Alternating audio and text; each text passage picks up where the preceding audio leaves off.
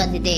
ನಿಮ್ಮ ಲವ್ ಲೈಫಿನ ವಿಚಾರವಾಗಿ ಬಹಳ ಕೇರಿಂಗ್ ಅನ್ನ ಮಾಡ್ತಾ ಇರುವಂತಹದ್ದು, ಅದ್ರ ಬಗ್ಗೆನೇ ನೀವು ಯೋಚನೆಯನ್ನ ಮಾಡ್ತಾ ಇರುವಂತಹದ್ದು, ಒಂದು ಸ್ಟೇಬಲ್ ರಿಲೇಶನ್ಶಿಪ್ ಅನ್ನ ಉಳಿಸ್ಕೋಬೇಕು ಅನ್ನುವಂತಹ ಆಲೋಚನೆಯನ್ನ ಮಾಡ್ತಾ ಇರುವಂತಹದ್ದು ರೆಪ್ರೆಸೆಂಟ್ ಆಗ್ತಾ ಇದೆ. ಪಾಸಿಟಿವ್ ಬಗ್ಗೆ ಹೇಳೋದಾದ್ರೆ ಎಲ್ಲವೂ ಚೆನ್ನಾಗಿಯೇ ಇತ್ತು. ಫುಲ್ ಕಾರ್ಡ್ ರೆಪ್ರೆಸೆಂಟ್ ಆಗ್ತಾ ಇದೆ ಅಂದ್ರೆ ಜಾಯ್ಫುಲ್ ಆಗಿತ್ತು, ಚೆನ್ನಾಗೇ ಮಾತಾಡ್ತಾ ಇದ್ರಿ, ಖುಷಿಯಾಗಿದ್ರಿ, ಖುಷಿಯಾಗಿ ಓಡಾಡೋದು ಎಲ್ಲವನ್ನ ಕೂಡ ನೀವು ಮಾಡಿರುವಂತಹದ್ದು ರೆಪ್ರೆಸೆಂಟ್ ಆಗ್ತಾ ಇದೆ.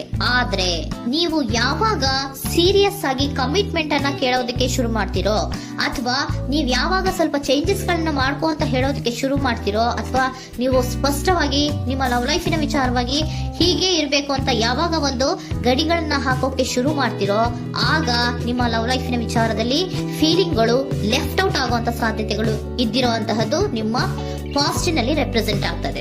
ನೀವೇನಾದ್ರೂ ಹಾಗಿರ್ಬೇಕು ಹೀಗಿರ್ಬೇಕು ಅಂತ ಏನಾದ್ರೂ ನೀವು ಅವ್ರಿಗೆ ಹೇಳಿದ್ರೆ ಅವರು ನಿಮ್ಮಿಂದ ಸ್ವಲ್ಪ ಸ್ವಲ್ಪ ದೂರ ಹೋಗಿರುವಂತಹದ್ದು ರೆಪ್ರೆಸೆಂಟ್ ಆಗ್ತಾ ಇದೆ.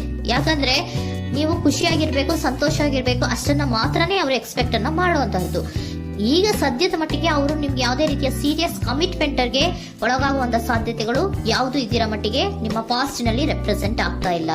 ಈ ಪರ್ಸನ್ ಏನು ಈ 4 ಕಾರ್ಡ್ ಬಂದಿದೆಯೋ, ಈ ಪರ್ಸನ್ ಸೀರಿಯಸ್ ಕಮಿಟ್ಮೆಂಟ್ ಗೆ ಸಿಗುವಂತಹ ಸಾಧ್ಯತೆಗಳು ಇದ್ದಿರೋ ಮಟ್ಟಿಗೆ ನಿಮ್ಮ ಪಾಸ್ಟ್ ನಲ್ಲಿ ಕಾಣಿಸ್ತಾ ಇಲ್ಲ. ಆಗ ಅವರಿಗೆ ಫೀಲಿಂಗ್ ಲೆಫ್ಟ್ ಔಟ್ ಆಗಿರುವಂತಹದ್ದು, ಅವರು ಸ್ವಲ್ಪ ಸ್ವಲ್ಪ ಚೇಂಜ್ ಆಗಿ ನಿಮ್ಮಿಂದ ದೂರ ಹೋಗಿರುವಂತಹದ್ದು ಈ ಕಾರ್ಡಿನಲ್ಲಿ ರೆಪ್ರೆಸೆಂಟ್ ಆಗ್ತಾ ಇದೆ.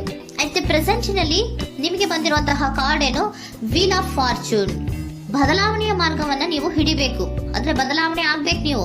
ಅವರು ಸೀರಿಯಸ್ ಕಮಿಟ್ಮೆಂಟ್ ಅನ್ನ ಕೇಳಿದಾಗ ಅವರು ನಿಮ್ಮಿಂದ ದೂರ ಹೋಗಿದ್ದಾರೆ ಅಂದ್ರೆ ನೀವೇನ್ ಮಾಡ್ಬೇಕು, ಅಟ್ ಪ್ರೆಸೆಂಟ್ ನಲ್ಲಿ ಬದಲಾವಣೆಯ ಮಾರ್ಗವನ್ನ ಹಿಡಿಬೇಕು. ಬದಲಾವಣೆಯ ಮಾರ್ಗವನ್ನ ಮಾಡ್ಕೊಳ್ಳೋಕೆ ಹೋಗ್ತೀರಾ, ಆದ್ರೆ ನಿಮ್ ಕೈಲಿ ಆಗ್ತಾ ಇಲ್ಲ.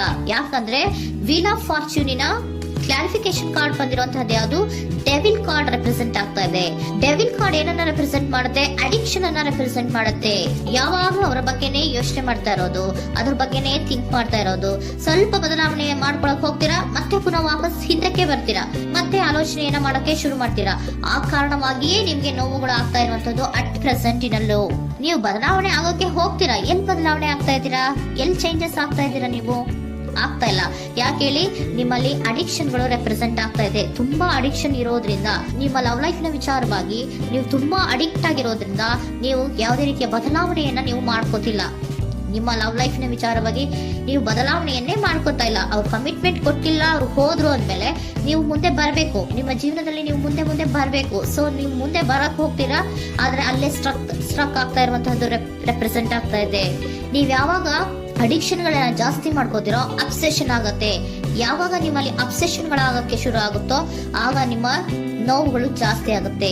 ಕಣ್ಣೀರಿಡೋದು, ನೋವನ್ನ ಪಡೋದು, ಸಂಕಟ ಪಡೋದು, ಪದೇ ಪದೇ ನೆನಪಿಸ್ಕೊಳ್ಳೋದು, ಅಳೋದು, ಆಗದೇ ಇಲ್ವೇನೋ ನನಗೆ ಅನ್ನುವಂತಹ ರೀತಿಯಲ್ಲಿ ಅಟ್ ಪ್ರೆಸೆಂಟ್ ನಲ್ಲಿ ಕೆಲವೊಬ್ರು ಇರುವಂತಹದ್ದು ರೆಪ್ರೆಸೆಂಟ್ ಆಗ್ತಾ ಇದೆ.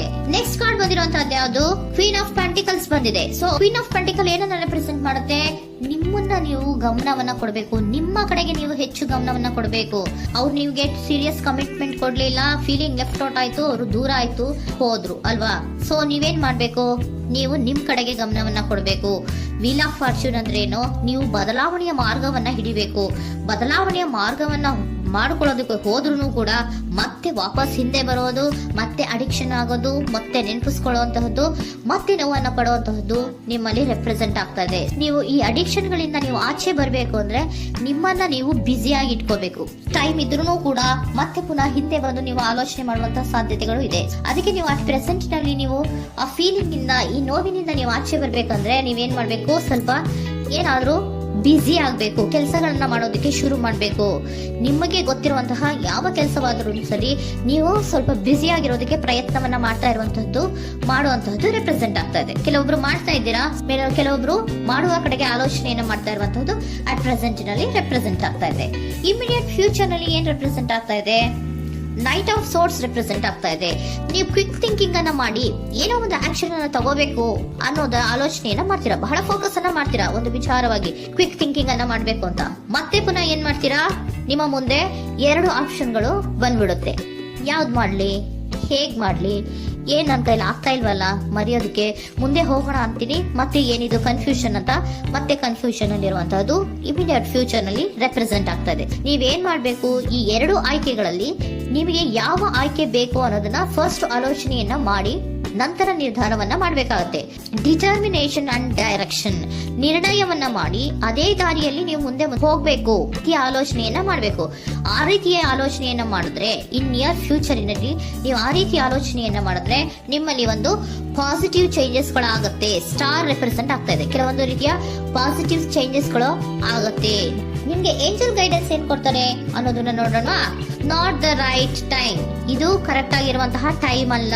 The situation will improve, situation ಅನ್ನೋದು ಇಂಪ್ರೂವ್ ಆಗುತ್ತೆ ಯಾವಾಗ, ಇಫ್ ಯು ಬಿಲೀವ್, ನೀವು ನಂಬಿಕೆ ಇಟ್ಟಾಗ ಮಾತ್ರ ಸಿಚುಯೇಷನ್ ಅನ್ನೋದು ಇಂಪ್ರೂವ್ ಆಗುವಂತಹದ್ದು. ಏನೀಗ ಬೇಜಾರಿನಿಂದ ಇದ್ದೀರಲ್ಲ, ಈ ನೋವು ಯಾವಾಗ ಶಾಶ್ವತವಾಗಿ ಇರುವಂತಹದ್ದು ಅಲ್ಲ.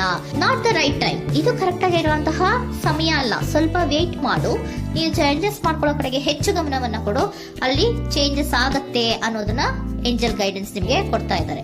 Surrender your full power.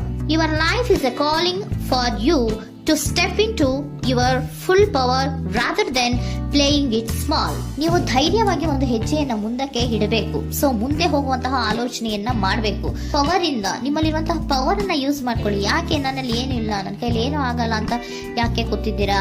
ನೀವು ಏನ್ ಮಾಡ್ಬೇಕು, ಬಹಳ ಧೈರ್ಯದಿಂದ ಮುಂದಕ್ಕೆ ಹೋಗಿ ಅನ್ನೋದನ್ನ ನಿಮ್ಗೆ ಸರೆಂಡರ್ ಕಾರ್ಡ್ಗಳು ಕೂಡ ಹೇಳ್ತಾ ಇದ್ದಾರೆ.